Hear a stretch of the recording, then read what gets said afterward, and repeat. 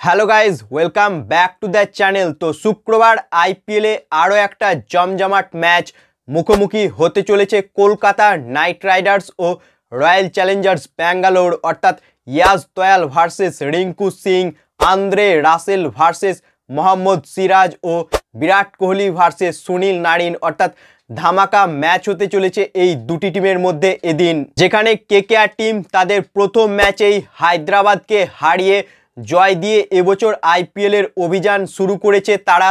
অন্যদিকে আরসিবি প্রথম ম্যাচে সিএসকের কাছে হারলেও দ্বিতীয় ম্যাচে তারা জয়ের খাতা খুলেছে। তাই এদিন দুটি টিমই তাদের জয়ের ধারা বজায় রাখতে চাইবে। তাই শুক্রবার কেকেআর ও আরসিবি এই দুটি টিমের মধ্যে এক হাড্ডাহাড্ডি লড়াই দেখা যাবে। তো এবার এই দুটি টিমের হেড টু হেড রেকর্ডের কথা বললে আইপিএলের ইতিহাসে এই দুটি টিমের মধ্যে মোট 32টি ম্যাচ খেলা হয়েছে, যার মধ্যে 18টি ম্যাচে জয়লাভ করেছে কলকাতা নাইট রাইডার্স এবং মাত্র 14টি ম্যাচে জয়লাভ করেছে রয়্যাল চ্যালেঞ্জার্স ব্যাঙ্গালোর। অর্থাৎ হেড টু হেড রেকর্ডে আরসিবির থেকে এগিয়ে রয়েছে Kolkata Knight Riders team. So এবার দুটি টিমের প্লেইং ইলেভেনের কথা বললে এই ম্যাচে কেকেআরের প্লেইং ইলেভেনে একটা পরিবর্তন হতে পারে।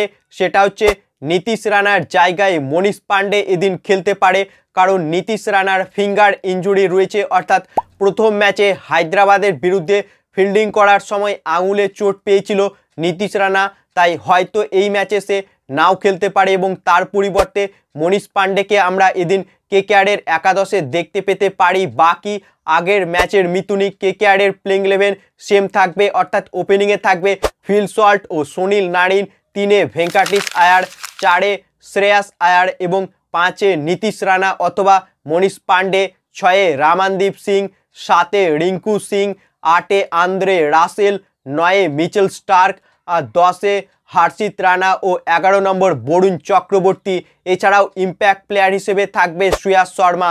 এদিন শ্রেয়াস শর্মাকেই ইম্প্যাক্ট প্লেয়ার হিসেবে ইউজ করবে কেকেআর টিম, কারণ আগের ম্যাচে আমরা দেখেছিলাম ব্যাঙ্গালোরের পিচে স্পিনাররা অনেক সুবিধা পাচ্ছিল, তাই শ্রেয়াসকেই এদিন ইম্প্যাক্ট প্লেয়ার হিসেবে নামাবে কেকেআর টিম। তো এই হচ্ছে আরসিবির বিরুদ্ধে কেকেআরের সম্ভাব্য একাদশ। এবার এই ম্যাচে আরসিবি টিমের প্লেইং ইলেভেনের কথা বললে এই ম্যাচে আরসিবির একাদশেও একটা পরিবর্তন হতে পারে। সেটা হচ্ছে আলজারি জোসেফের জায়গায় এদিন লকি ফার্গুসনকে খেলাতে পারে রয়্যাল চ্যালেঞ্জার্স ব্যাঙ্গালোর টিম।